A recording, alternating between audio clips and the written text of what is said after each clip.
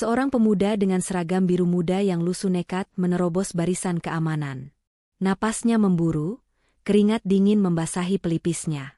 Di hadapannya berdiri Naila, seorang pemimpin perusahaan raksasa yang dikenal dingin dan tak tersentuh. Di depan puluhan pasang mata yang terbelalak kaget, pemuda bernama Dirga itu merentangkan tangannya, menghalangi jalan sang atasan sambil berteriak dengan suara bergetar, "Bu, saya mohon jangan hadiri rapat itu. Ini jebakan. Ibu akan hancur jika masuk ke sana." Apa yang sebenarnya terjadi? Mengapa seorang pesuruh kantor berani mempertaruhkan nasibnya demi menyelamatkan bos yang bahkan tidak pernah meliriknya? Dan rahasia mengerikan apa yang tersimpan di balik pintu ruang rapat lantai 27 itu? Selamat datang kembali di saluran Ken Arok Productions. Sebelum kita masuk ke dalam kisah penuh drama, intrik, dan romansa yang mendebarkan ini, saya ingin mengajak teman-teman semua untuk menekan tombol subscribe, like, dan jangan lupa nyalakan lonceng notifikasinya agar tidak ketinggalan kelanjutan kisah menarik lainnya. Bagi teman-teman yang sudah subscribe dan setia menonton, saya doakan semoga senantiasa dilimpahkan rezeki yang mengalir deras, diberikan kesehatan yang paripurna, hidup yang penuh keberkahan, serta kebahagiaan yang tak pernah putus bersama orang-orang tercinta. Amin. Coba tulis di kolom komentar, dari kota atau daerah mana saja kalian berasal? Insya Allah, doa-doa baik kita akan dikabulkan oleh Tuhan semesta alam. Sekarang, siapkan posisi ternyaman kalian, dan mari kita mulai ceritanya. Suasana di lantai 30 gedung pencakar langit di kawasan Niaga, Terpadu Jakarta itu terasa begitu mencekam. Hawa dingin dari pendingin ruangan, seolah tak mampu menyejukkan ketegangan yang merambat di setiap sudut kantor Nusantara Grand Property. Para karyawan berjalan menunduk, mengetik dengan hati-hati, dan berbicara setengah berbisik. Semua orang tahu, hari ini Sang Ratu, Naila, sedang dalam suasana hati yang buruk. Di dalam ruangan kerjanya yang luas dan berdinding kaca, Naila memijat pelipisnya yang berdenyut hebat. Di hadapannya menumpuk berkas-berkas proyek Grand Jakarta, sebuah pertaruhan bisnis terbesar tahun ini. Wajah cantiknya terlihat pucat, namun sorot matanya tetap tajam dan mengintimidasi. Sesekali tangan kirinya menekan ulu hati. Penyakit lambungnya kambuh lagi akibat telat makan dan stres berhari-hari, namun gengsinya terlalu tinggi untuk mengakui rasa sakit itu di depan bawahannya. Ia butuh kafeina. Ia butuh sesuatu yang kuat untuk membuatnya tetap terjaga. Pintu ruangan diketuk pelan. Tanpa menunggu jawaban, seorang pemuda berseragam biru muda masuk dengan langkah sopan. Itu adalah Dirga, seorang petugas kebersihan atau OB yang baru bekerja 3 bulan di sana. Di nampan yang ia bawa, mengepul asap tipis dari sebuah cangkir keramik putih. Dirga meletakkan cangkir itu di meja kerja Naila dengan sangat hati-hati, berusaha tidak menimbulkan suara sedikit pun. Naila yang matanya masih terpaku pada layar laptop langsung menyambar cangkir itu dan menyesapnya dengan cepat, berharap rasa pahit kopi hitam segera menyentak kesadarannya. Namun, detik berikutnya, dahi Naila berkerut dalam. Ia menghentikan sesapannya dan membanting pelan cangkir itu ke tatakan. Matanya menatap nyalang ke arah Dirga yang hendak berbalik pergi. "Tunggu." Suara Naila terdengar dingin namun tajam, membelah kesunyian ruangan. Dirga berhenti, lalu membalikkan badan dengan tenang, meski jantungnya berdegup kencang. Ia menundukkan kepala. "Ya, Bu?" "Apa ini?" tanya Naila sambil menunjuk cangkir itu dengan telunjuknya yang lentik. "Saya minta kopi hitam tanpa gula. Kopi yang paling pekat." "Kenapa rasanya manis dan pedas? Kamu mau meracuni saya atau kamu memang tidak becus bekerja?" Dirga menarik napas panjang, lalu memberanikan diri menatap sekilas wajah atasan tertingginya itu. Di mata Dirga, Naila bukan hanya terlihat marah, tapi terlihat kesakitan. "Maafkan saya, Bu Naila," jawab Dirga dengan nada suara yang rendah dan menenangkan. "Saya tahu Ibu minta kopi hitam. Tapi sejak tadi pagi saya perhatikan wajah Ibu sangat pucat, dan tangan Ibu sering memegang perut sebelah kiri. Saya lancang menyimpulkan kalau asam lambung Ibu sedang naik. Kopi hitam hanya akan membuat Ibu semakin sakit." Naila tertegun. Kata-kata itu membuatnya terdiam sesaat. Selama ini, puluhan manajer dan direktur di kantor ini hanya peduli pada target dan angka. Tidak ada satupun yang memperhatikan gerak-gerik kecilnya, apalagi peduli pada rasa sakit di perutnya. Dirga melanjutkan penjelasannya tanpa rasa takut, "Itu teh jahe merah dengan sedikit madu murni, Bu. Resep dari ibu saya di kampung. Itu bisa menghangatkan perut dan meredakan mual. Kalau ibu tidak berkenan dan ingin memecat saya, silakan potong gaji saya bulan ini. Tapi tolong, diminum dulu selagi hangat. Ibu butuh tenaga untuk rapat nanti sore. Setelah mengucapkan kalimat panjang itu, Dirga membungkuk hormat, lalu berjalan mundur dan keluar dari ruangan, meninggalkan Naila yang masih terpaku. Keheningan kembali menyelimuti ruangan mewah itu. Perlahan, rasa penasaran mengalahkan ego Naila. Ia kembali meraih cangkir itu. Aromanya wangi, perpaduan jahe yang kuat dan manisnya madu. Ia menyesapnya lagi, kali ini lebih pelan.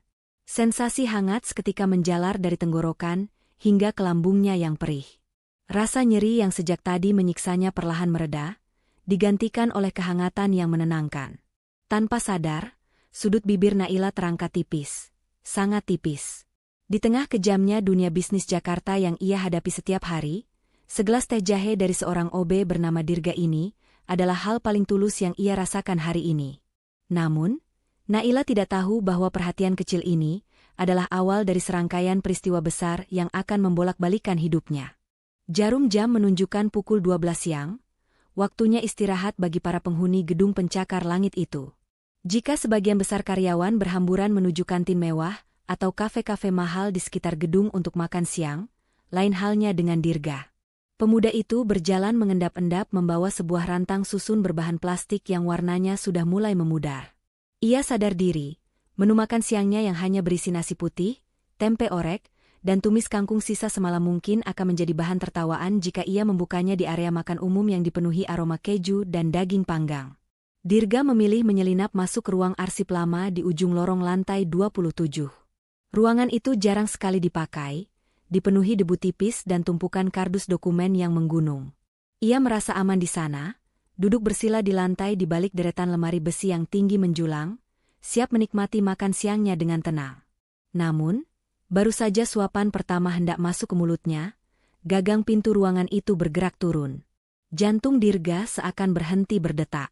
Dengan gerakan kilat namun senyap, ia menutup kembali rantangnya dan menggeser tubuhnya semakin dalam ke celah sempit di antara dinding dan lemari besi. Ia menahan napas, berdoa agar tidak ada yang melihatnya. 2 orang pria melangkah masuk. Dari celah sempit itu, Dirga bisa melihat sepatu kulit mengkilap yang sangat ia kenali. Itu adalah sepatu milik Pak Bara, komisaris perusahaan sekaligus paman tiri Naila. Pria parubaya itu tidak sendirian. Ia bersama seorang staf kepercayaannya yang membawa sebuah map tebal berwarna merah. Pastikan pintunya tertutup rapat. Suara berat Pak Bara terdengar menggema di ruangan sempit itu. Saya tidak mau ada kesalahan sedikitpun hari ini. Beres, Pak, jawab staf itu dengan nada licik. Semua data sertifikat tanah untuk proyek di Cibubur sudah saya ganti dengan data fiktif. Dokumen aslinya sudah saya bakar. Mata Dirga membelalak lebar. Tubuhnya menegang. Ia mempertajam pendengarannya, melupakan rasa laparnya seketika. Pak Bara tertawa kecil, suara tawa yang terdengar mengerikan. Bagus. Keponakan saya yang sombong itu terlalu naif. Dia pikir dia bisa mengendalikan perusahaan ini sendirian. Begitu Naila membubuhkan tanda tangannya di berkas persetujuan itu pada rapat jam 4 sore nanti, detik itu juga dia resmi melakukan penipuan negara. Besok pagi, bukan kursi empuk CEO yang dia duduki, tapi kursi dingin di ruang interogasi kepolisian. Keringat dingin mengucur deras di punggung Dirga. Ini bukan sekadar persaingan bisnis biasa, ini adalah jebakan kriminal yang dirancang untuk menghancurkan hidup seseorang. Naila, wanita yang tadi pagi terlihat begitu rapuh saat meminum teh jahenya, akan segera dijebloskan ke penjara oleh keluarganya sendiri. Tiba-tiba, nasib sial menghampiri. Ponsel tua di saku celana Dirga bergetar panjang karena ada panggilan masuk. Meski ia sudah mematikannya suaranya, getaran ponsel itu menghantam dinding lemari besi di belakangnya, menghasilkan bunyi dengungan logam yang cukup nyaring di keheningan ruangan. Siapa di sana? Bentak Pak Bara. Wajahnya menoleh tajam ke arah sudut tempat Dirga bersembunyi. Langkah kakinya mulai mendekat. Dirga panik luar biasa. Jika ketahuan sekarang, bukan hanya dipecat, mungkin nyawanya juga terancam. Otaknya berputar cepat. Melihat ada sebuah stapler berat yang tergeletak di atas kardus di dekatnya, Dirga memungutnya dan dengan sekuat tenaga melemparkannya melambung melewati atas lemari menuju arah jendela ventilasi yang terbuka di ujung ruangan lain. Bunyi benda jatuh dan beradu dengan bingkai jendela terdengar gaduh, diikuti suara gemeresik plastik sampah di luar jendela yang tertiup angin. Pak Bara dan stafnya terlonjak kaget. Staf itu segera berlari memeriksa ke arah jendela. Ia menjenguk keluar sebentar lalu berbalik dengan wajah lega. "Ah, cuma kucing liar, Pak." Sepertinya dia melompat dari balkon darurat di sebelah dan menyenggol barang. "Dasar kucing sialan." Pak Bara menghela napas kasar, memperbaiki dasinya yang sedikit miring. "Ayo keluar. Tempat ini banyak tikus dan baunya apek. Ingat, pastikan Naila tidak curiga sampai rapat dimulai." Mereka pun melangkah pergi, meninggalkan Dirga yang terduduk lemas dengan lutut gemetar. Ia selamat, tapi ia tahu Naila tidak. Waktu terus berjalan menuju pukul 4 sore, dan Dirga sadar, ia memegang kunci rahasia yang bisa menyelamatkan atau menghancurkan hidup bosnya. Waktu seakan berlari lebih cepat dari biasanya. Jarum jam dinding digital di lorong eksekutif itu, kini menunjukkan pukul 15.55 WIB, hanya tersisa 5 menit sebelum rapat penentuan nasib itu dimulai. Lorong panjang berlantaikan marmer itu, kini dipenuhi oleh aura kekuasaan yang pekat. Pintu lift khusus direksi terbuka dengan mulus. Naila melangkah keluar dengan anggun, diikuti oleh rombongan direksi dan asistennya. Langkah kakinya terdengar tegas, menggema di dinding-dinding koridor yang mewah. Ia mengenakan setelan blazer hitam yang membalut tubuhnya dengan sempurna, wajahnya didongakkan sedikit ke atas, memancarkan aura dominasi yang membuat siapapun enggan menatap matanya secara langsung. Di sampingnya, Pak Bara berjalan dengan senyum tipis yang syarat akan kemenangan semu, seolah kursi CEO itu sudah berada dalam genggamannya. Sementara itu, dari arah tangga darurat di ujung lorong, suara derap langkah kaki yang terburu-buru memecah ketenangan. Pintu besi tangga darurat terhempas terbuka dengan kasar. Muncul sosok Dirga, dengan seragam biru mudanya yang kini tampak kusut dan basah oleh keringat. Ia baru saja berlari menaiki 27 lantai karena lift karyawan macet total, entah kebetulan atau sabotase. Napasnya memburu hebat, dadanya naik turun seolah paru-parunya hendak meledak. Melihat rombongan Naila sudah hampir mencapai pintu ganda ruang rapat, kepanikan menyergap Dirga. Ia tidak memedulikan tatapan jijik dari beberapa staf eksekutif yang melihatnya. Ia juga mengabaikan prosedur sopan santun yang selama ini ia junjung tinggi. "Bu Naila," teriak Dirga lantang, suaranya menggema memantul di lorong marmer itu. 2 orang petugas keamanan bertubuh kekar segera bergerak menghadang. "Heh, mau apa kamu? Kembali ke posmu," bentak salah satu petugas sambil mencoba mencengkeram lengan Dirga. Namun, adrenalin membuat Dirga bergerak lebih gesit.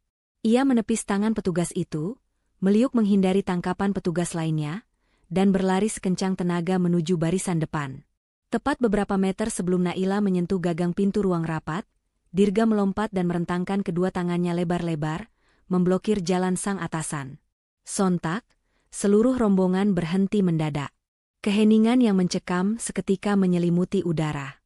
Semua mata terbelalak, tak percaya melihat pemandangan di depan mereka. Seorang office boy rendahan berani menghalangi jalan sang ratu properti. "Apa-apaan ini?" Pak Bara maju selangkah, wajahnya memerah menahan amarah yang meledak. "Dasar orang miskin tidak tahu diri. Singkirkan dia sekarang juga." Para petugas keamanan kembali berlari mendekat, siap menyeret Dirga keluar dengan kasar. Namun, Dirga tidak bergeming sedikitpun. Ia tidak menatap Pak Bara, tidak juga melihat ke arah petugas keamanan yang semakin dekat. Matanya terkunci lurus menatap manik mata Naila. Ada ketakutan di sana, tapi ada juga kejujuran yang begitu telanjang. "Bu, saya mohon, jangan masuk ruangan itu," ucap Dirga dengan napas yang masih tersengal-sengal, namun intonasinya penuh penekanan. "Ibu sedang dijebak. Berkas yang ada di dalam sana palsu. Kalau ibu tanda tangan hari ini, ibu tidak akan pulang ke rumah, tapi ke penjara." Naila terpaku. Kalimat itu menghantam kesadarannya lebih keras daripada bentakan siapapun. Ia menatap pemuda di depannya itu. Pemuda yang sama yang tadi pagi membuatkannya teh jahe. Di tengah kepungan orang-orang berdasi mahal yang mungkin menyimpan pisau di balik punggung mereka, Hanya pemuda berseragam lusuh inilah yang berani menatapnya dengan kekhawatiran yang tulus. Situasi ini begitu gila. Namun insting Naila mengatakan bahwa kegilaan ini mungkin satu-satunya hal yang nyata. Kekacauan di lorong eksekutif itu semakin memuncak. 2 orang petugas keamanan telah berhasil mencengkeram bahu Dirga, siap menyeretnya menjauh dari hadapan para petinggi perusahaan. Pak Bara terlihat sangat murka. Wajahnya merah padam seakan ingin menelan pemuda itu hidup-hidup. Teriakan perintahnya agar Dirga segera diusir terus menggema, memekakan telinga siapapun yang mendengarnya. Namun, di tengah hiruk-pikuk itu, Naila justru terdiam. Waktu seolah berjalan lambat baginya. Matanya yang tajam Mbak Lang tidak lagi menatap Dirga, melainkan beralih memindai wajah pamannya, Pak Bara. Ia melihat sesuatu yang ganjil. Di ruangan yang sedingin ini, ada butiran keringat sebesar biji jagung yang mengalir turun di pelipis Pak Bara. Tangan pamannya itu juga terlihat gemetar halus saat menunjuk-nunjuk ke arah Dirga. Itu bukan tanda kemarahan semata, melainkan tanda ketakutan. Ketakutan seseorang yang rahasianya hampir terbongkar. Otak cerdas Naila bekerja cepat. Jika ia membatalkan rapat tanpa alasan jelas, Dewan Direksi akan mempertanyakan kredibilitasnya. Namun, jika ia tetap masuk, peringatan Dirga terus terngiang di kepalanya. Ia harus memilih, percaya pada pamannya sendiri atau pada seorang pesuruh kantor yang baru dikenalnya. Dan nalurinya memilih opsi kedua. Ia harus keluar dari situasi ini sekarang juga, dengan cara yang tidak bisa dibantah oleh siapapun. Tiba-tiba, Naila mengangkat tangan kanannya, memegangi kepalanya dengan gerakan dramatis namun tetap terlihat anggun. Wajahnya mengerut seolah menahan sakit yang tak tertahankan. Aduh, kepala saya. Rintih Naila pelan, namun cukup terdengar di tengah keheningan yang mendadak tercipta. Tubuh Naila mulai goyah. Kakinya seolah kehilangan tenaga untuk menopang berat badannya. Ia membiarkan tubuhnya limbung ke depan, jatuh terkulai layaknya boneka yang tali penopangnya putus. Dirga yang posisinya paling dekat, secara refleks meronta dari cengkeraman satpam. Dengan gerakan sigap, ia melompat maju dan menangkap tubuh Naila tepat sebelum menyentuh lantai marmer yang keras. Kedua lengan kekar pemuda itu menahan punggung dan bahu sang atasan dengan kokoh. Keadaan menjadi panik. Para staf berteriak histeris memanggil nama Bu Naila. Pak Bara ternganga kaget, rencana jahatnya terancam berantakan. Di tengah kepanikan orang-orang di sekeliling mereka, terjadi sebuah momen sunyi yang hanya milik berdua. Wajah Naila berada sangat dekat dengan wajah Dirga. Begitu dekat hingga Dirga bisa mencium aroma parfum mahal yang bercampur dengan keringat dingin bosnya itu. Saat itulah, Naila membuka matanya sedikit, sangat sedikit, hanya segaris tipis yang tak terlihat orang lain. Ia tidak pingsan. Bibirnya bergerak sangat pelan, membisikkan kalimat yang tajam dan dingin tepat di telinga Dirga, kalimat yang membuat bulu kuduk pemuda itu meremang. Kalau kamu bohong soal jebakan ini, tamat riwayatmu, Dirga. Setelah membisikkan ancaman itu, Naila kembali memejamkan matanya, berpura-pura tidak sadarkan diri sepenuhnya. Dirga menelan ludah dengan susah payah. Ia sadar, ia baru saja menaiki punggung harimau. Tidak ada jalan kembali sekarang. Nyawanya dan karirnya kini bergantung pada kebenaran informasi yang ia dengar di ruang arsip tadi. Rapat itu batal, dan perang yang sesungguhnya baru saja dimulai. Mobil hitam mewah berjenis MPV premium itu meluncur perlahan meninggalkan lobi gedung perkantoran yang masih diselimuti kebingungan. Di balik kaca film yang gelap dan kedap suara, suasana yang tercipta sangat bertolak belakang dengan kepanikan yang baru saja terjadi di luar sana. Begitu pintu otomatis mobil tertutup rapat dan kendaraan mulai membelah kemacetan sore Jakarta, akting Naila seketika runtuh. Wanita yang tadi terlihat lemas tak berdaya itu, kini duduk tegak dengan sorot mata yang kembali tajam. Ia merapikan sedikit tatanan rambutnya yang berantakan, lalu menatap dingin ke arah Dirga yang duduk kaku di hadapannya, seolah pemuda itu adalah terdakwa di kursi pesakitan. Jelaskan, perintah Naila singkat, tanpa basa-basi. Ia tidak butuh pembukaan atau permintaan maaf. Ia butuh fakta. Dirga menelan ludah, tangannya meremas celana seragamnya yang masih kotor bekas debu ruang arsip. Dengan suara yang berusaha ia stabilkan, Dirga mulai menceritakan segalanya. Ia menuturkan kronologi kejadian mulai dari niatnya makan siang di ruang arsip tua, kedatangan Pak Bara bersama staf kepercayaannya, hingga percakapan mengerikan tentang pemalsuan data tanah proyek Cibubur yang sengaja dirancang untuk menyeret Naila ke penjara. Sambil mendengarkan, jari-jari lentik Naila bergerak lincah di atas layar tablet pintarnya. Ia mengakses basis data internal perusahaan, mencocokkan kode tanah yang disebutkan Dirga dengan data pemerintah yang bisa diakses publik. Hening. Hanya ada suara pendingin udara yang mendesis halus. 1 menit kemudian, wajah Naila mengeras. Rahangnya mengatup rapat menahan amarah yang meluap. Dirga benar. Data di sistem perusahaan menunjukkan tanah itu statusnya bersih. Namun data satelit terbaru menunjukkan area itu adalah lahan sengketa yang sedang dalam proses hukum. Jika ia menandatangani persetujuan akuisisi hari ini, ia akan dianggap menggelapkan dana perusahaan untuk membeli aset bermasalah. Pamannya sendiri, darah dagingnya, benar-benar berniat membusukkannya di balik jeruji besi. Naila menghela napas panjang, menyandarkan punggungnya yang terasa berat ke jok kulit yang empuk. Ia menatap Dirga lagi, kali ini tatapannya melunak. Pemuda di depannya ini, yang gajinya mungkin tak cukup untuk membeli 1 set menu makan siangnya, baru saja menyelamatkan nyawa dan reputasi yang ia bangun bertahun-tahun. Terima kasih, ucap Naila pelan, nyaris tak terdengar. Belum sempat Dirga menjawab, sebuah bunyi nyaring memecah keseriusan suasana. Bunyi keroncongan yang panjang dan menyedihkan terdengar jelas dari perut Dirga. Wajah pemuda itu seketika memerah padam, menunduk malu karena bekal makan siangnya di ruang arsip tadi memang belum sempat tersentuh sama sekali. Naila terdiam sejenak, lalu sudut bibirnya terangkat membentuk senyum geli yang jarang sekali terlihat. Ia menyadari, di balik keberanian nekat pemuda ini, Dirga hanyalah manusia biasa yang kelaparan. Pak Asep, panggil Naila kepada sopir pribadinya. Kita tidak jadi ke rumah sakit. Cari tempat makan.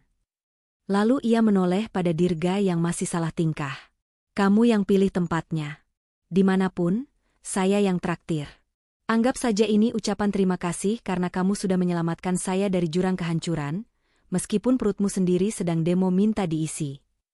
Mobil mewah seharga miliaran rupiah itu akhirnya menepi di pinggir jalan kawasan Bendungan Hilir atau Ben Hill, yang malam itu sedang ramai-ramainya. Asap putih beraroma gurih mengepul pekat ke udara, bersaing dengan deru knalpot kendaraan yang lewat. Pilihan Dirga jatuh pada sebuah warung tenda oranye sederhana bertuliskan, Pecel Lele Lamongan Cak Di. Ini adalah tempat makan favoritnya, tempat di mana rasa lapar bisa dituntaskan dengan harga yang masuk akal. Naila turun dari mobil dengan ragu. Sepatu hak tingginya mendarat di atas trotoar yang tidak rata.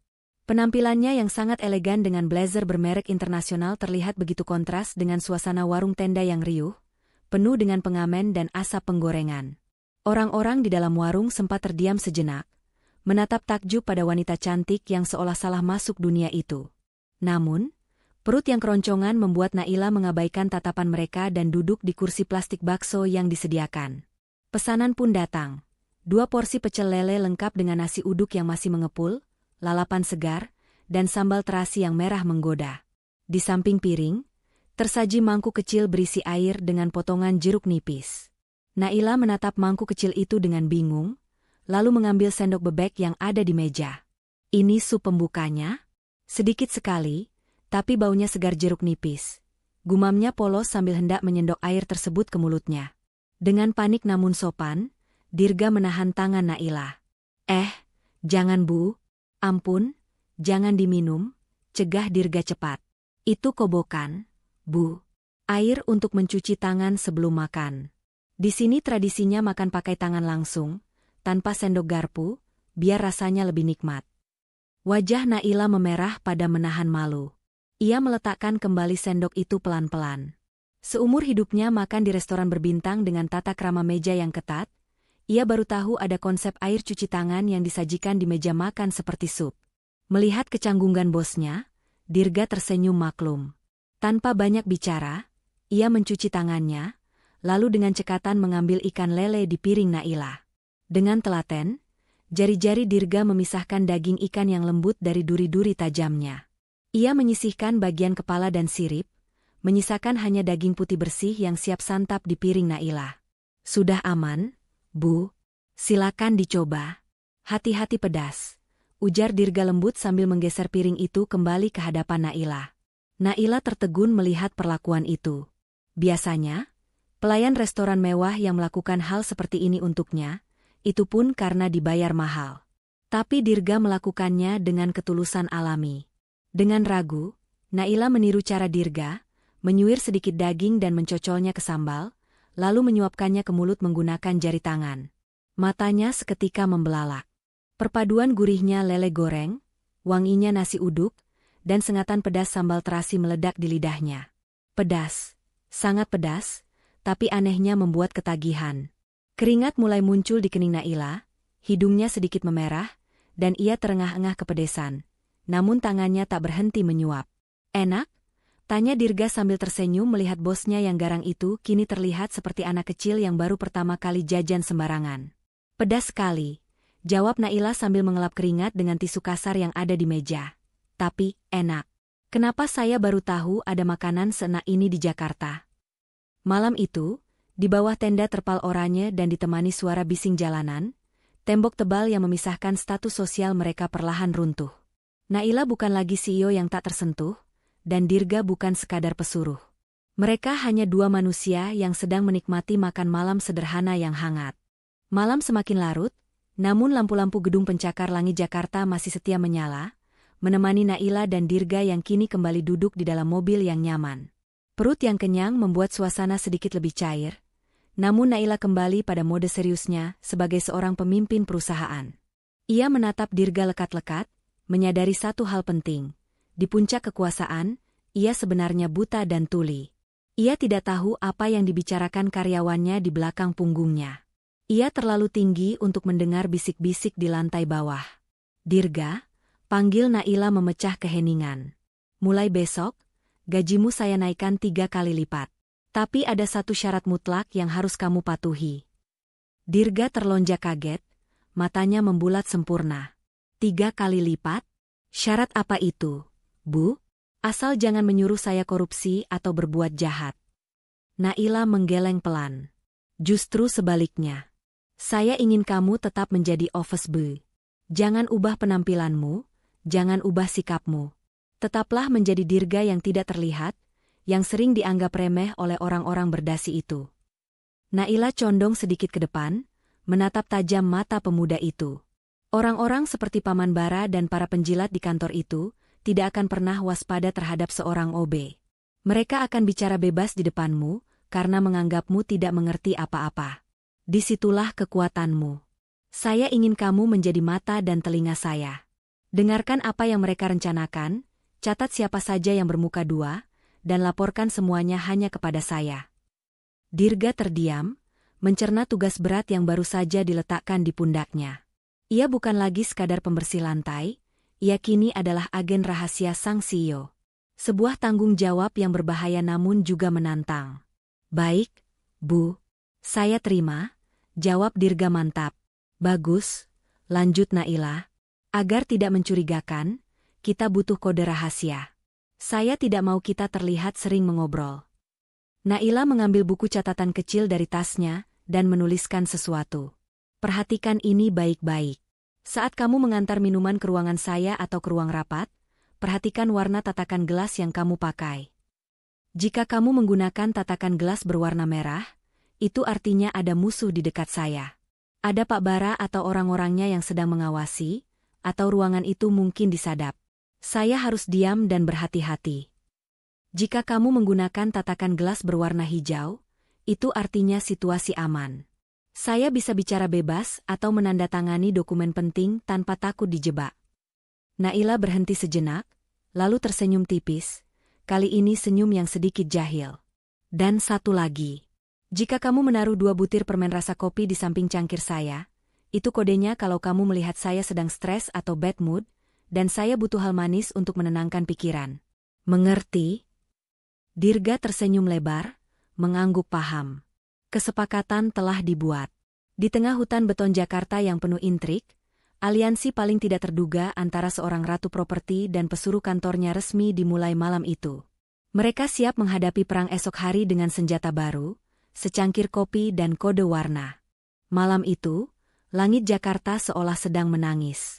Hujan badai mengguyur kawasan Sudirman tanpa ampun, menciptakan tirai air yang memburamkan pemandangan lampu kota dari lantai 30.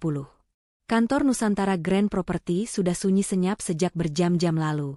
Yang tersisa hanya Naila yang masih berkutat dengan tumpukan dokumen strategi di mejanya, dan Dirga yang setia menunggu sambil pura-pura membersihkan area pantry yang sebenarnya sudah mengkilap. Tiba-tiba, dentuman petir yang sangat keras menggelegar, seolah menyambar tepat di samping gedung. Detik berikutnya, seluruh lampu di lantai itu padam total. Kegelapan pekat langsung menyergap, menelan kemewahan ruang kerja sang CEO dalam sekejap mata. Sistem kelistrikan gedung mengalami gangguan sesaat sebelum genset otomatis menyala. Naila yang memiliki trauma masa kecil terhadap kegelapan dan suara petir, seketika membeku. Napasnya tercekat. Wibawanya sebagai pemimpin runtuh seketika, berganti menjadi ketakutan murni. Tangannya meraba-raba udara dengan panik, mencari pegangan. Dirga. Panggilnya dengan suara bergetar, nyaris seperti cicitan tikus. Tak butuh waktu sedetik, sebuah cahaya senter dari ponsel menyala, membelah kegelapan. Dirga sudah berdiri di samping meja Naila. Wajah pemuda itu terlihat khawatir di bawah pendar cahaya yang temaram. Melihat bosnya yang gemetar hebat, Dirga melupakan batasan antara atasan dan bawahan. Ia mendekat, membiarkan Naila secara refleks mencengkeram lengan seragamnya dengan sangat kuat, mencari rasa aman. "Saya di sini, Bu. Tenang, ini cuma sebentar. Genset akan segera menyala," bisik Dirga dengan nada menenangkan, tangannya yang lain menepuk pelan punggung tangan Naila yang dingin sedingin es. Benar saja, beberapa detik kemudian, lampu-lampu kembali menyala terang benderang. Naila mengerjap-ngerjap, menyadari posisinya yang sedang mencengkeram lengan obenya sendiri dengan sangat erat. Wajahnya memerah, ia buru-buru melepaskan pegangannya dan berusaha kembali duduk tegak untuk memulihkan harga dirinya. Namun, saat Naila bergerak mundur, Dirga justru mematung. Matanya terpaku pada bagian atas blus sutra Naila. Karena gerakan panik tadi, kancing teratas blus Naila terlepas, menampakkan sedikit area tulang selangkanya yang putih. Naila yang menyadari arah pandangan Dirga hendak marah, mengira pemuda itu berniat kurang ajar. Tapi sebelum Naila sempat membuka mulut, Dirga dengan cepat melepas jaket kerjanya yang agak kebesaran, jaket murah yang biasa ia pakai untuk menahan dinginnya AC kantor.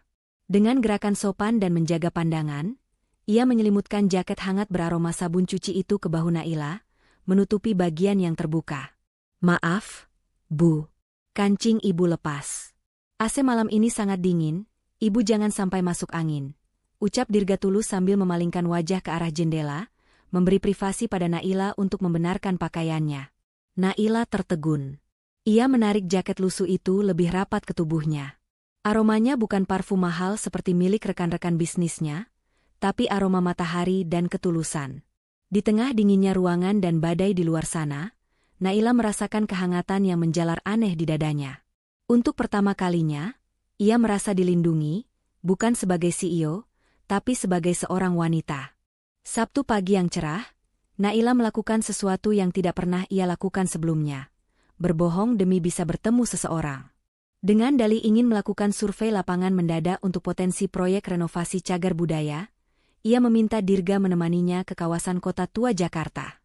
Padahal, tim arsiteknya sudah mengirimkan laporan lengkap minggu lalu. Ini hanyalah alibi seorang CEO yang ingin kabur sejenak dari sangkar emasnya. Sesampainya di sana, mobil mewah Naila tidak bisa menembus padatnya pengunjung yang menikmati akhir pekan. Dirga, dengan inisiatifnya yang selalu penuh kejutan, menunjuk deretan sepeda ontel berwarna-warni yang disewakan di pinggir lapangan Fathahillah. "Mobil Ibu terlalu lebar untuk jalanan sempit ini," ujar Dirga sambil menahan senyum melihat Naila yang kebingungan. "Kalau Ibu mau melihat sisi asli Jakarta, kita harus naik itu. Ibu berani?" Awalnya Naila menolak mentah-mentah. Bayangan rok celananya kotor atau terjatuh di depan umum sangat mengerikan. Namun, tatapan menantang dari Dirga meluluhkan egonya. 5 menit kemudian, pemandangan langka terjadi. Naila, sang ratu properti, duduk menyamping di boncengan belakang sepeda tua berwarna merah jambu, sementara Dirga mengayuh pelan di depannya. Angin sepau-sepau menerpa wajah Naila, mengacak-acak rambutnya yang biasanya tertata rapi oleh hairspray. Awalnya ia duduk kaku, tangannya mencengkeram erat pinggiran sadel.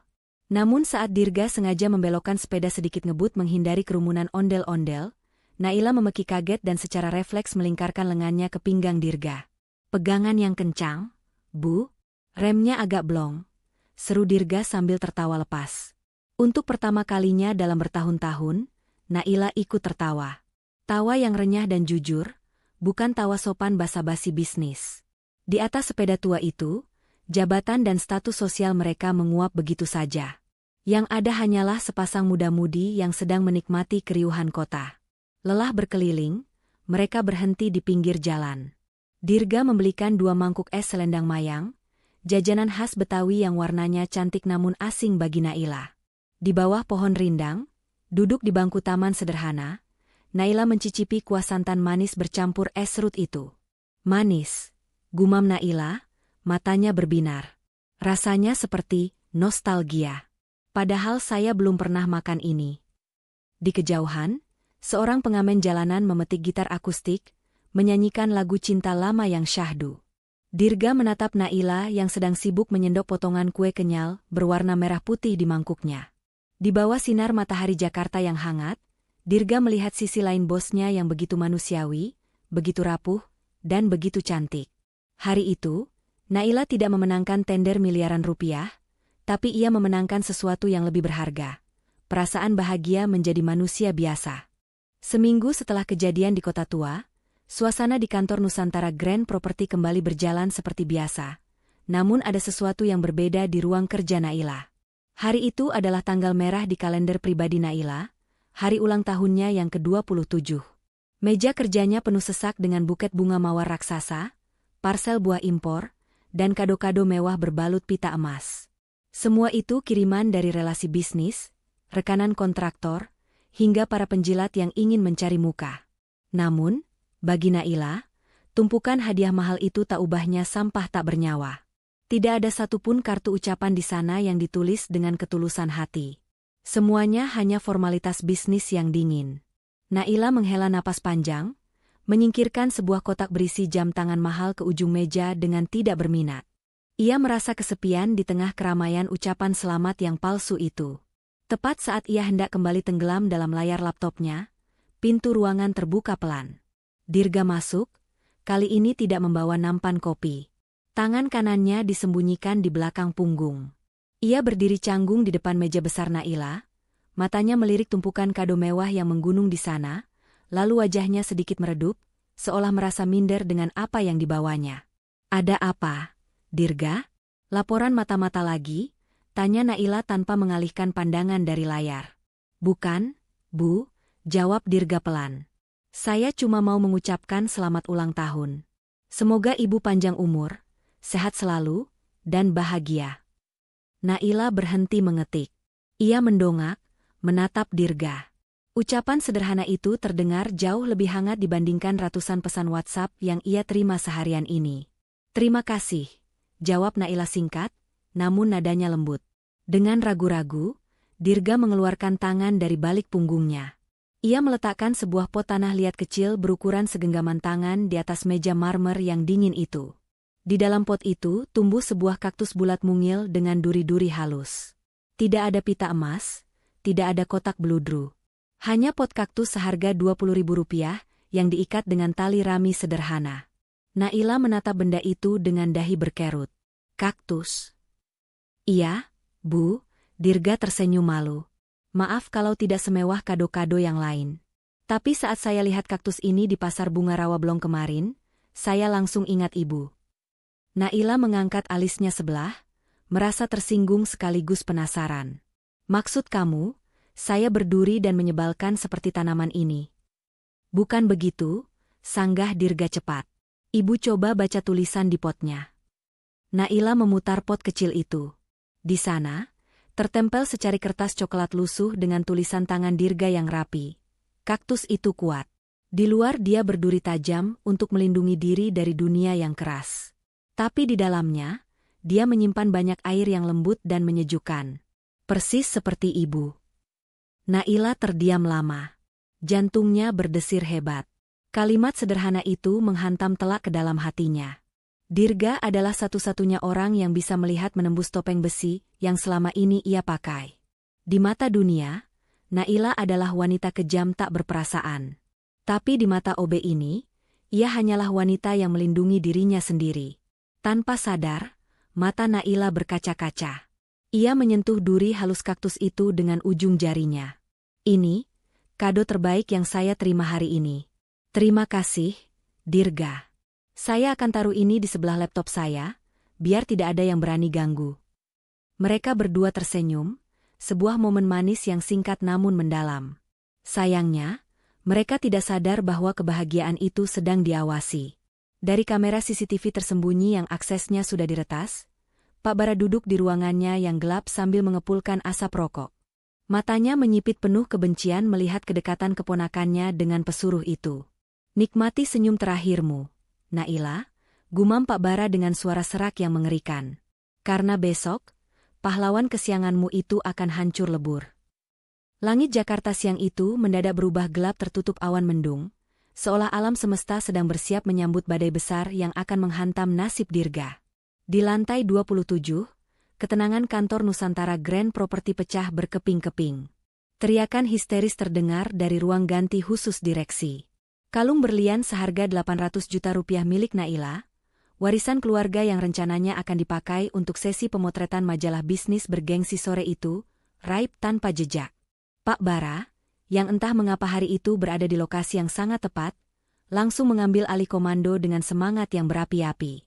Dengan wajah yang dibuat-buat panik namun mata yang berkilat licik, ia memerintahkan kepala keamanan untuk menutup semua akses keluar masuk gedung. Tidak ada yang boleh pulang, teriak Pak Bara lantang di tengah lobi kantor. Geledah semua tas karyawan, terutama karyawan rendahan. Maling biasanya orang yang kelaparan. Pemeriksaan pun dimulai. Suasana tegang mencekam. Dirga berdiri antre dengan tenang di barisan staf pendukung. Ia sama sekali tidak merasa takut karena ia yakin ia bersih. Saat gilirannya tiba, ia dengan sukarela menyerahkan tas ransel kanvasnya yang sudah butut dan warnanya memudar karena sering kena panas matahari. Petugas keamanan membalikan tas itu di atas meja pemeriksaan. Buku catatan kuliah, botol air minum penyok, dan bekal makan siang tumpah keluar. Namun, bersamaan dengan barang-barang sederhana itu, sebuah benda berkilauan menggelinding keluar dan berhenti tepat di kaki Pak Bara. Sontak, seluruh ruangan menahan napas. Itu kalung berlian Naila. Sudah kuduga, seru Pak Bara penuh kemenangan, telunjuknya menuding tepat ke wajah Dirga. Lihat semua. Si lugu ini ternyata pencuri ulung. Dasar orang miskin tidak tahu diuntung. Dikasih hati minta jantung. Para karyawan mulai berbisik-bisik. Tatapan mereka yang tadinya biasa saja kini berubah menjadi tatapan jijik dan menghina. Pantas saja cari muka terus sama Bu Bos. Ternyata mau nyolong. Celetuk salah satu staf senior. Dirga menggeleng kuat, wajahnya pucat pasi. Tidak. Demi Tuhan, Bu Naila, saya tidak mengambilnya. Ada yang menaruh itu di tas saya.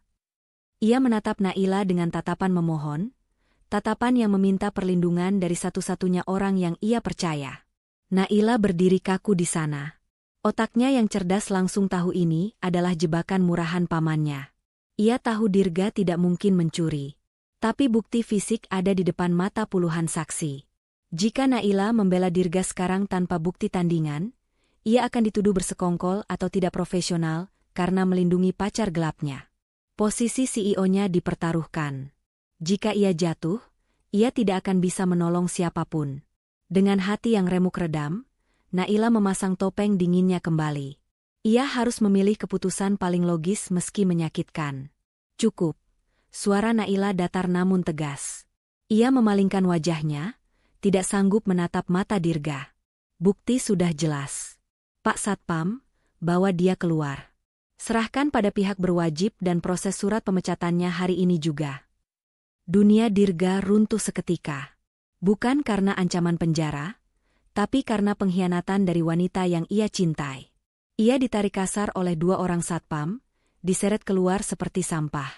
Sebelum pintu lift tertutup, Dirga melihat Naila sekali lagi, namun wanita itu hanya menatap lurus ke depan dengan wajah tanpa ekspresi.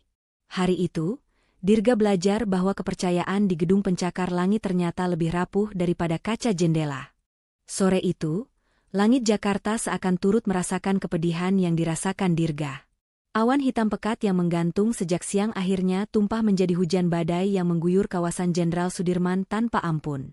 Ribuan butir air menghantam aspal, menciptakan genangan yang memantulkan cahaya lampu kendaraan yang terjebak kemacetan parah. Di trotoar yang basah itu, Dirga berjalan tertatih dengan seragam biru mudanya yang kini basah kuyup. Ia tidak berlari mencari tempat berteduh, ia membiarkan hujan menyamarkan air mata yang mengalir di pipinya. Rasa dingin air hujan tak sebanding dengan rasa dingin di hatinya. Dipecat dengan tidak hormat, dituduh pencuri di depan banyak orang, dan yang paling menyakitkan, dibuang oleh wanita yang selama ini ia lindungi.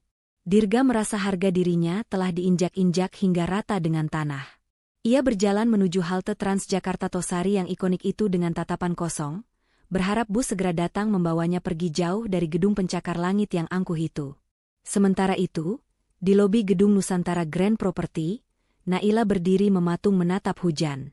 Hatinya bergejolak hebat. Logika bisnisnya berteriak untuk tetap diam dan aman, tapi hati nuraninya menjerit kesakitan. Bayangan wajah kecewa Dirga terus menghantuinya. Persetan dengan citra, batin Naila menjerit.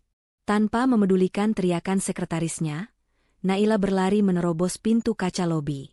Ia melepas sepatu hak tingginya yang menyiksa, menentengnya di tangan kiri, dan berlari bertelanjang kaki di atas trotoar yang basah dan kotor.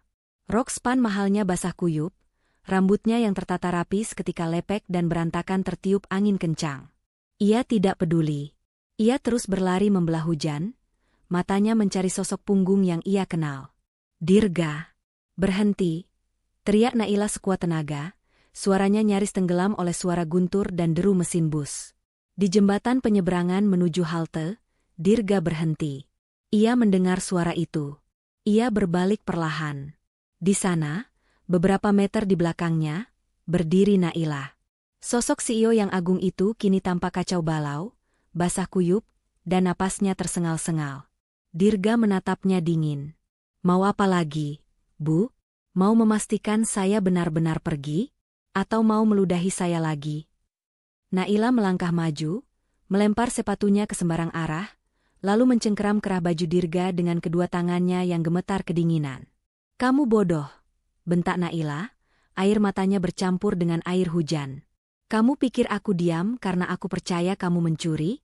Kalau aku membelamu di sana, Paman Bara akan langsung memanggil polisi saat itu juga.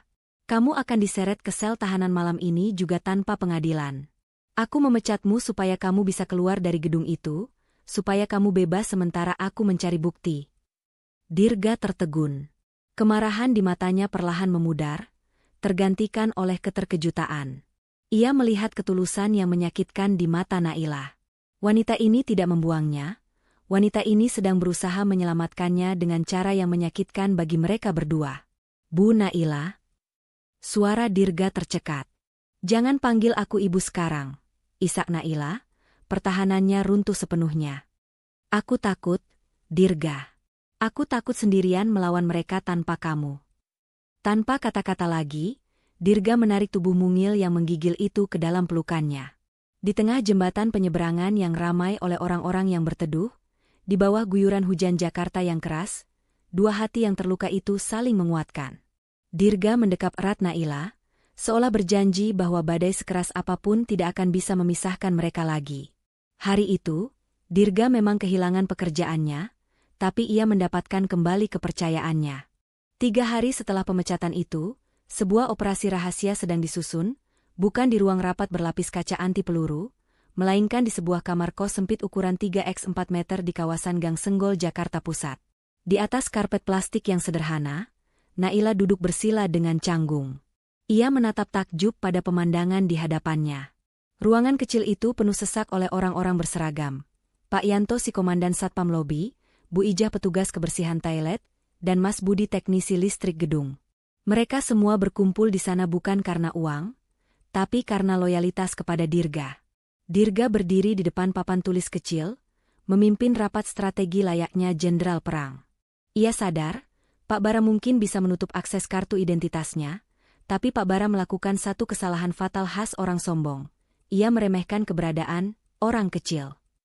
Bagi Pak Bara, petugas kebersihan dan satpam hanyalah ornamen gedung yang tidak punya mata dan telinga. Pak Bara sangat paranoid pada direktur lain. Jelas Dirga serius.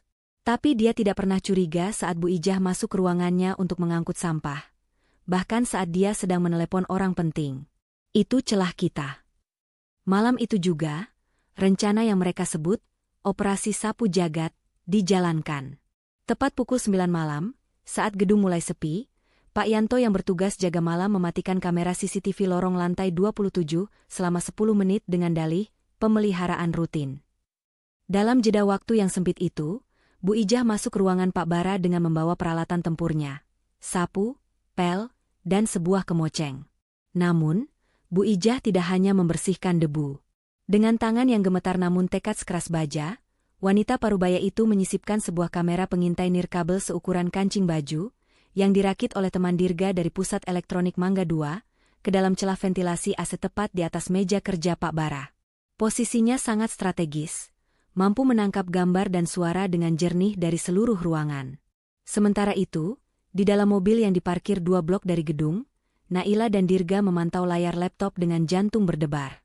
1 jam berlalu, tidak ada yang terjadi. 2 jam berlalu, Naila mulai putus asa dan mengira rencana ini sia-sia.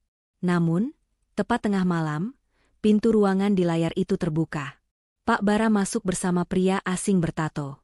Mereka tampak santai, tertawa lepas sambil merokok, merasa aman di benteng kekuasaan mereka.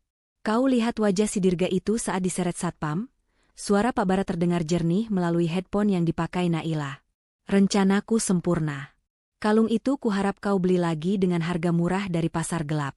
Dan soal proyek fiktif tahap 2, pastikan dananya cair besok setelah rapat umum pemegang saham. Setelah Naila hancur karena skandal asmara dengan pencuri, aku akan ambil alih kursi CEO. Naila membekap mulutnya sendiri, air mata kemarahan menggenang di pelupuk matanya. Ia mendengar sendiri pengakuan pamannya. Tangan Dirga dengan lembut menggenggam tangan Naila yang dingin, memberikan kekuatan tanpa kata. Mereka sudah mendapatkan buktinya. Senjata pamungkas yang disiapkan oleh tangan-tangan kasar para pekerja rendahan itu, kini siap meledakkan kesombongan di lantai teratas. Hari penentuan itu akhirnya tiba.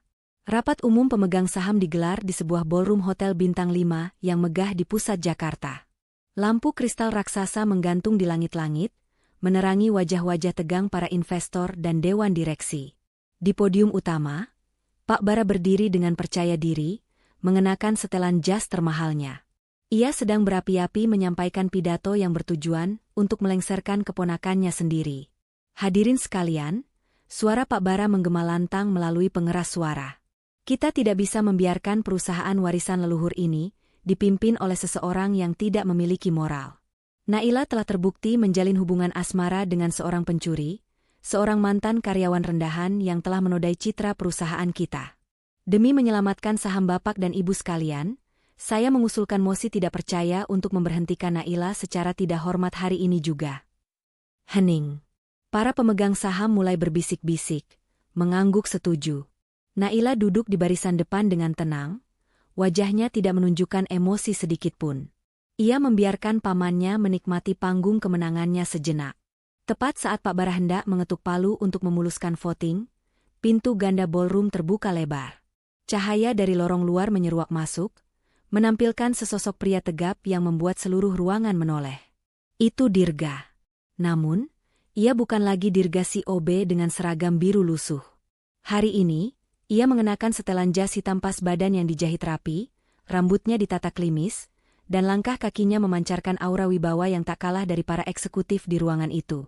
Ia berjalan membelah kerumunan menuju podium, diikuti oleh Pak Yanto, satpam lobi, yang membawa sebuah laptop. Siapa yang mengizinkan orang luar masuk? Bentak Pak Bara, suaranya mulai terdengar panik. Keamanan. Usir dia. Tahan. Suara Naila memotong tajam. Ia berdiri perlahan, menatap pamannya dengan sorot mata membunuh. Dia bukan orang luar. Dia adalah saksi kunci atas kejahatan yang Anda lakukan, Paman. Tanpa membuang waktu, Dirga memberi isyarat pada Pak Yanto untuk menyambungkan laptop ke proyektor utama. Layar raksasa di belakang podium yang tadinya menampilkan grafik saham, kini berubah menjadi rekaman video candid berwarna agak gelap. Suara tawa Pak Bara dan pengakuannya tentang menjebak Naila serta rencana korupsi proyek fiktif terdengar jelas, menggelegar ke seluruh penjuru ruangan. Setelah Naila hancur karena skandal asmara dengan pencuri, aku akan ambil alih kursi CEO. Kalimat itu menjadi paku terakhir di peti mati karir Pak Bara. Wajah sang paman berubah pucat pasi, seputih kertas. Ia mencoba berteriak bahwa itu video rekayasa, namun 2 orang petugas kepolisian yang sudah disiagakan Naila di pintu samping segera bergerak maju. Suasana ballroom berubah riuh. Para pemegang saham yang tadinya mendukung Pak Bara kini menatapnya dengan murka. Dirga berdiri tegak di samping Naila. Di tengah kekacauan itu, mereka saling bertukar pandang. Tidak ada kata yang terucap, namun tatapan mereka mengatakan segalanya. Kita menang. Kebenaran yang diperjuangkan oleh para orang kecil akhirnya berhasil meruntuhkan kebohongan raksasa di lantai teratas. 1 bulan setelah badai besar itu berlalu, suasana di kantor Nusantara Grand Property berubah total. Tidak ada lagi atmosfer ketakutan di lorong-lorong, digantikan oleh semangat kerja yang baru di bawah kepemimpinan Naila yang kini lebih hangat. Sore itu, matahari terbenam memancarkan semburat jingga keemasan yang memantul indah di dinding-dinding kaca gedung pencakar langit Jakarta. Di atap gedung atau rooftop lantai tertinggi, jauh dari hiruk-pikuk pekerjaan, Naila dan Dirga berdiri berdampingan menatap cakrawala kota. Dirga masih mengenakan setelan jas yang ia pakai saat sidang pemegang saham, namun kini ia terlihat lebih santai. Di tangannya, ia memegang sebuah amplop coklat tebal yang baru saja diserahkan Naila. Posisi asisten manajer operasional masih kosong, ucap Naila sambil menyandarkan sikunya di pagar pembatas, rambutnya melambai pelan tertiup angin sore. Gajinya 10 kali lipat dari gajimu sebagai OB. Dan kamu tidak perlu lagi membersihkan toilet atau disuruh-suruh orang. Dirga tersenyum tipis, menatap amplop itu sejenak, lalu menggeleng pelan. Ia menyerahkan kembali amplop tawaran jabatan itu kepada Naila. Maaf, Bu. Saya tidak bisa menerimanya, tolak Dirga lembut namun tegas. Naila mengerutkan kening, bingung. Kenapa? Kamu takut digunjingkan orang sebagai titipan CEO? Atau kamu masih marah soal kejadian di lobi waktu itu? Bukan, jawab Dirga sambil menatap lekat mata Naila. Justru karena saya menghormati ibu. Saya tidak mau naik jabatan karena belas kasihan atau karena perasaan pribadi. Saya ingin melanjutkan kuliah manajemen saya yang sempat terputus. Saya ingin lulus dengan nilai terbaik, lalu melamar kerja di sini secara profesional. Saya ingin suatu hari nanti, saat saya berdiri di samping ibu, saya memang pantas berada di sana karena kemampuan saya sendiri, bukan karena hadiah. Naila terdiam, rasa kagumnya pada pemuda ini semakin membuncah. Dirga bukan hanya penyelamatnya, tapi juga laki-laki yang memiliki harga diri tinggi. Dengan senyum bangga, Naila merobek amplop tawaran kerja itu, lalu mengambil secari kertas lain dari saku blazernya. Kalau begitu, terima ini. Ini bukan tawaran kerja, tapi beasiswa penuh dari perusahaan untuk karyawan berprestasi. Kamu berhak mendapatkannya karena telah menyelamatkan aset perusahaan senilai miliaran rupiah. Ambil ini, selesaikan kuliahmu, dan kembali padaku sebagai sarjana. Dirga menerimanya dengan mata berbinar. Siap laksanakan, Bu Bos. Naila tertawa kecil, lalu langkahnya mendekat, mengikis jarak di antara mereka. Tangannya terulur menyentuh simpul dasi Dirga yang sedikit miring, memperbaikinya dengan gerakan yang sangat pelan dan intim. Satu hal lagi, bisik Naila, wajahnya kini merona merah di bawah sinar senja. Kalau kita sedang berdua seperti ini, di luar jam kantor, berhenti memanggilku, Bu. Rasanya aku seperti bicara dengan bawahan. Jantung Dirga berdegup kencang. Lalu, saya harus panggil apa? Terserah, jawab Naila malu-malu, melarikan pandangannya ke arah lain. Panggil nama, atau sayang, juga boleh. Dirga tertawa renyah, tawa paling bahagia yang pernah ia lepaskan. Ia memberanikan diri menggenggam tangan Naila yang masih berada di kerah bajunya. Baiklah, sayang. Ayo kita turun, warung pecel lele di Ben Hill sudah buka. Aku traktir kamu makan malam, tapi kali ini kamu yang kupasin lelenya ya, goda Dirga. Enak saja. Naila mencubit pelan lengan Dirga, namun ia tidak melepaskan genggaman tangannya. Di bawah langit Jakarta yang mulai berganti malam, kisah cinta antara seorang CEO dingin dan tuan kopi jahe itu menemukan pelabuhannya. Sebuah bukti nyata bahwa cinta tidak pernah memandang dari lantai berapa kamu berasal, tapi seberapa tulus hatimu berjuang untuk orang yang kamu cintai. 2 tahun telah berlalu sejak badai di kantor Nusantara Grand Property mereda. Waktu berjalan begitu cepat, hingga tak terasa hari yang dijanjikan itu akhirnya tiba. Di halaman sebuah universitas ternama di Jakarta, di tengah lautan manusia yang mengenakan toga hitam, Naila berdiri dengan kacamata hitam besar menutupi sebagian wajahnya. Ia berusaha menyamar agar tidak dikenali media, namun aura mahalnya tetap tidak bisa disembunyikan. Di tangannya, bukan tas bermerek seharga ratusan juta yang biasa ia tenteng, melainkan sebuah buket bunga matahari raksasa yang besarnya hampir menutupi tubuh mungilnya. Saat nama Dirga dipanggil ke atas podium sebagai salah satu lulusan terbaik dengan predikat cum laude, Naila yang biasanya dingin tak kuasa menahan senyum bangganya. Ia bahkan diam-diam merekam momen itu dengan ponselnya, video yang kelak akan ia tonton ulang ratusan kali sebelum tidur. Dirga telah menepati janjinya. Ia kembali bukan sebagai pesuruh, melainkan sebagai seorang sarjana. Namun, kejutan hari itu belum berakhir. Sore harinya, Dirga yang masih mengenakan setelan toga lengkap meminta Naila mengantarnya ke satu tempat. Bukan ke restoran mewah untuk perayaan, melainkan kembali ke gedung kantor Nusantara Grand Property. Gedung itu sepi karena hari libur. Hanya ada Pak Yanto, satpam setia yang menyambut mereka dengan kedipan mata jahil. Dirga menuntun Naila naik ke lantai 27, berjalan menyusuri lorong yang penuh kenangan, dan berhenti tepat di depan pintu pantry. Ruangan kecil tempat pertama kali Dirga membuatkan teh jahe untuk Naila. "Kenapa kita kesini?" tanya Naila bingung sambil mengibas-ngibaskan tangannya karena AC sentral sedang mati. "Panas, Dirga. Toga kamu itu tebal, nanti kamu keringatan." Dirga hanya tersenyum misterius. Ia menyingsingkan lengan jubah wisudanya, lalu dengan cekatan mulai meracik sesuatu di meja dapur. Aroma jahe dan madu segera menguar memenuhi ruangan, membawa memori 2 tahun lalu kembali hidup. Dirga menyajikan cangkir itu di depan Naila, persis seperti dulu. "Silakan, Bu Bos. Teh jahe spesial untuk meredakan ketegangan," goda Dirga. Naila mendengus geli, namun tetap meminumnya. "Oke, terima kasih. Sekarang ayo pulang, aku sudah pesan meja di restoran Perancis untuk makan malam." "Tunggu sebentar," cegah Dirga. Ia merogoh tas wisudanya dan mengeluarkan sebuah map coklat tebal bertuliskan, "Dokumen rahasia." Dengan wajah dibuat-buat super serius layaknya sedang presentasi bisnis, ia meletakkan map itu di hadapan Naila. "Bu Naila, sesuai janji saya 2 tahun lalu, saya datang untuk melamar pekerjaan.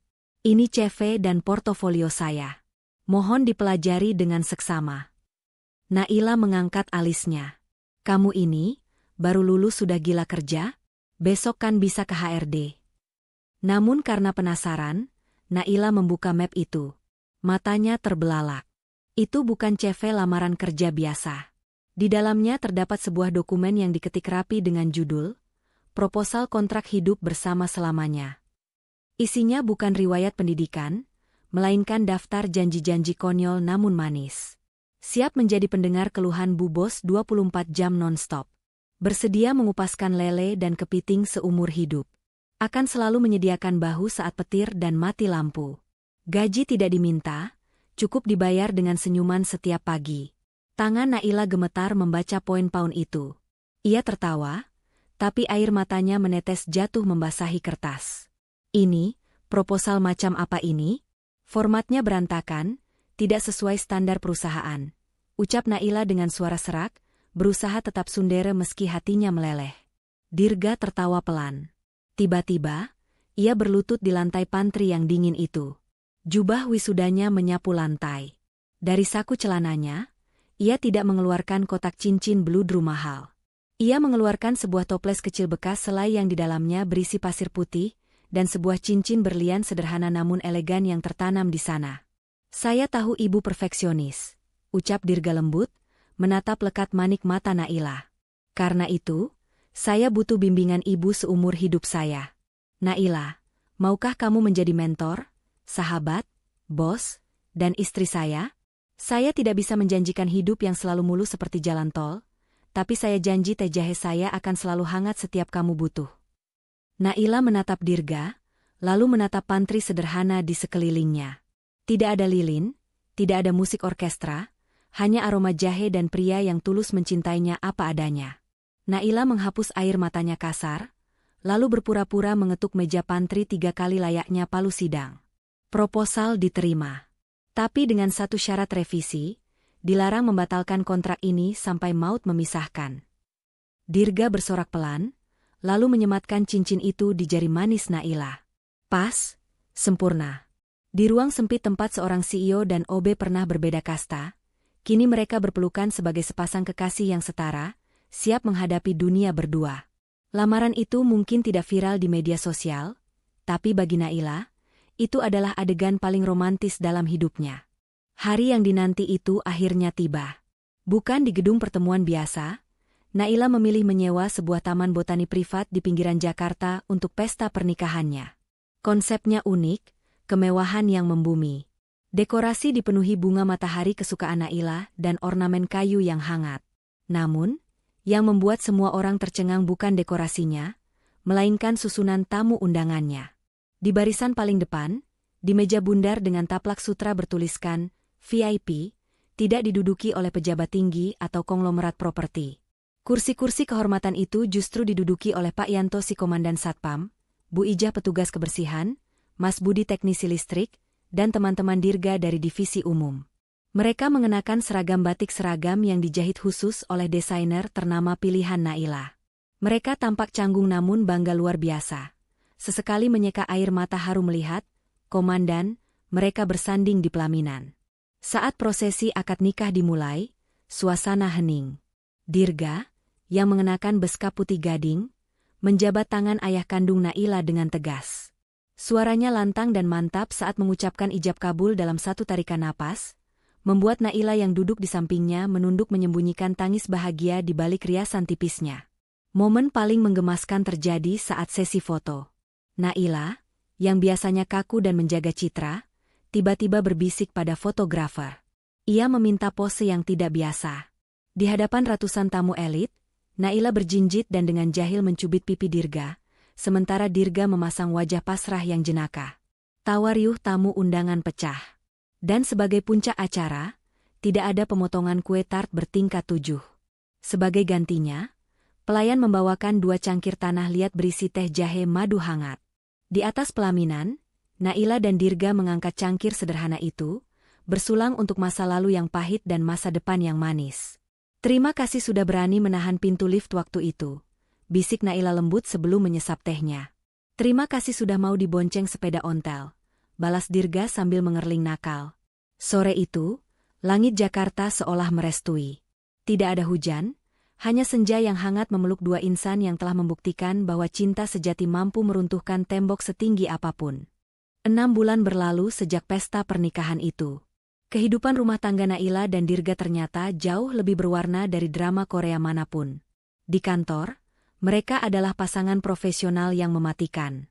Naila tetaplah CEO yang tegas, dan Dirga kini menjabat sebagai manajer operasional muda yang cekatan dan disenangi banyak karyawan.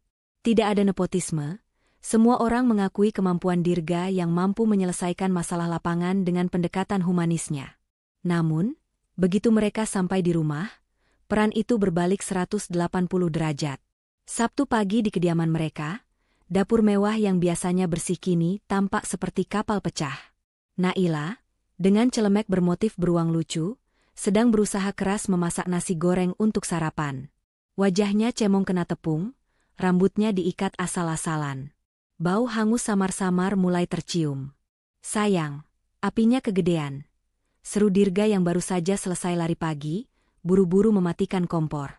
Naila cemberut, menatap Wajan dengan tatapan sedih. Yah gosong lagi. Padahal aku sudah lihat tutorialnya 5 kali. Maaf ya, Mas. Istrimu ini payah kalau urusan dapur. Bisanya cuma tanda tangan dokumen. Dirga tertawa renyah. Ia memeluk Naila dari belakang, dagunya disandarkan di bahu sang istri. Siapa bilang payah? Ini namanya nasi goreng dark mode, edisi spesial. Aku tetap akan memakannya sampai habis. Dirga mengambil sendok, menyuap nasi goreng yang agak hitam itu, lalu mengunyahnya dengan ekspresi meyakinkan. Rasanya crispy dan penuh cinta. Enak kok. Naila memukul pelan lengan suaminya, tahu kalau Dirga sedang berbohong demi menyenangkannya. Tapi disitulah letak kebahagiaannya. Pagi itu ditutup dengan momen manis di meja makan. Naila mengeluarkan sebuah kotak kecil, memberikannya pada Dirga. Bukan jam tangan atau dasi, melainkan sebuah alat tes kehamilan dengan 2 garis merah yang jelas. Dirga tersedak nasi gorengnya. Matanya membulat sempurna. Ini serius? Naila mengangguk malu-malu. Sepertinya kita butuh stok jahe lebih banyak, calon papa. Karena mulai besok, aku bakal sering mual. Dirga melompat dari kursinya, mengangkat tubuh Naila dan memutarnya pelan sambil bersorak kegirangan. Tawa mereka memenuhi seisi rumah, menandakan babak baru kehidupan yang akan segera dimulai. Dari insiden di lantai 27, kini mereka bersiap menyambut anggota keluarga baru yang akan melengkapi kisah cinta mereka. Begitulah akhir perjalanan panjang Naila dan Dirga. Dari seorang atasan yang dingin dan bawahan yang tak dianggap, takdir membawa mereka pada ikatan suci yang tak terpisahkan. Kisah mereka mengajarkan kita satu hal penting. Jangan pernah menilai seseorang hanya dari seragam yang ia kenakan. Karena di balik seragam lusuh itu, mungkin tersimpan hati emas yang tulus. Dan bagi kalian yang sedang berjuang, entah itu dalam karir atau cinta, percayalah, ketulusan tidak akan pernah mengkhianati hasil. Terima kasih banyak sudah setia mendengarkan cerita CEO Dingin Tuan Kopi Jahe, dari awal hingga akhir di saluran Ken Arok Productions. Saya harap kisah ini bisa menemani waktu santai kalian dan memberikan sedikit kehangatan di hati. Jika kalian suka dengan cerita seperti ini, tolong bantu kami dengan menekan tombol subscribe, berikan like terbaik kalian, dan bagikan video ini ke teman, pasangan, atau keluarga kalian. Tulis juga di kolom komentar, bagian mana yang paling bikin kalian senyum-senyum sendiri? Saya doakan sekali lagi bagi teman-teman yang sudah subscribe, semoga rezekinya semakin lancar, enteng jodoh bagi yang belum menikah, dan keluarganya semakin harmonis bagi yang sudah berumah tangga. Sehat selalu dan sampai jumpa di kisah seru berikutnya. Wassalamualaikum, salam sejahtera untuk kita semua.